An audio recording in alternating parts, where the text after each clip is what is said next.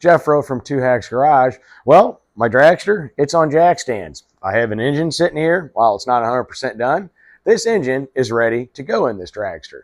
That's what I got planned on today. It looks pretty simple, but in reality, guys, there is quite a bit of work that goes into putting an engine and transmission in one of these rails. Even though there's not much in here, there's a few nuances that you got to look out for. As we go through this, I'll show you what I'm talking about. But in this video, guys, I plan on getting the flex plate on, the torque converter bolted in place along with the transmission. It's got to be shimmed up. I have to get the coupler on there, got to get everything kind of sandwiched together with the mid plate, get some stuff out of the way in here.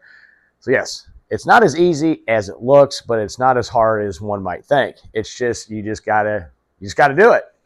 There's no handbook, rule book that kind of walks you through this. This is a custom build. I did it last year, and I'm just kind of putting on my thinking cap to make sure I remember how to do it. If I can put it in, take one out, I'm sure I can get this back in there.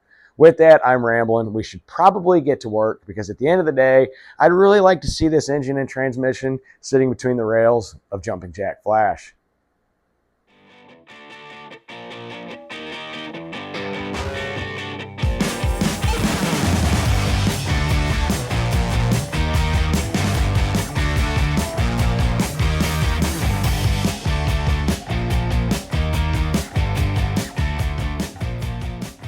So the next step, what we're going to do, I went ahead and put the starter on because when I built this car, it's really tight with the frame rails. So to get the starter on, ended up having to make a spacer last year. It's going to be a lot easier putting it in with the starter on. So what we're going to do now is Kenny Mad Dog Kirby, who is healing up nicely, we got to get him going and healed up so he can ride his motorcycle. Next step we're going to do is we're going to put the rear freeze plugs in, put the cam plug in, put the Hayes flex plate on here with the ARP bolts, get all that mounted up, and then what we're going to do is we're going to bring the engine down and we're going to mate it up with the transmission and the Hayes torque converter.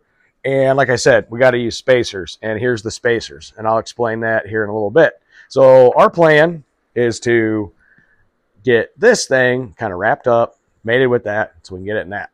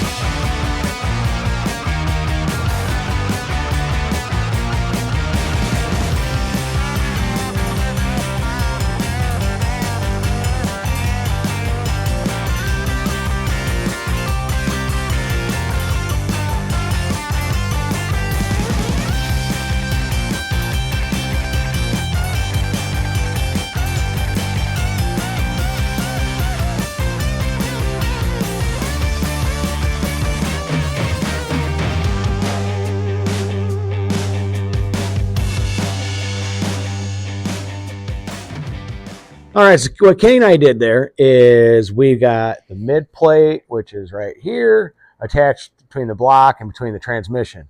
And what that does is it actually widens that gap. So normally a transmission would sit flush with the block, but with that mid plate, it thickens it up. So what you need to do is you have proper torque converter pump engagement, you have to put in a spacer. So if you look right there, it's a spacer kit from Moroso. You actually put a spacer in there, roughly the same thickness as that plate. We got all that torque down. So right now, in theory, we're ready to throw this in the dragster. Wish us luck.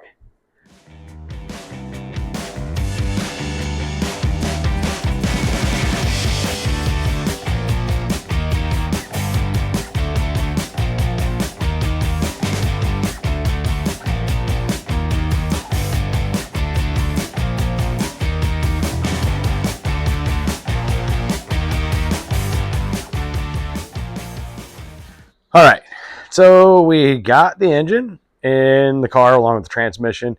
It's a lot more work, like I said, than just slamming something in there. It's pretty tight with the chassis, but we got it all in there. It's all bolted into place. The intake manifold is just on there for a mock-up. So basically what I got to do is I got to come in here now and start hooking everything up. My transmission cable, a little bit more wiring, get everything fine adjusted, all that fun jazz. So yes, engine and transmission are in. Everything's in place. Like I said, running a Hayes full race converter, 4,500 RPM. I got a Hayes flex plate. We did use ARP bolts with that. Yeah, guys, a little tired. Started pretty early in the morning. That's where we're at.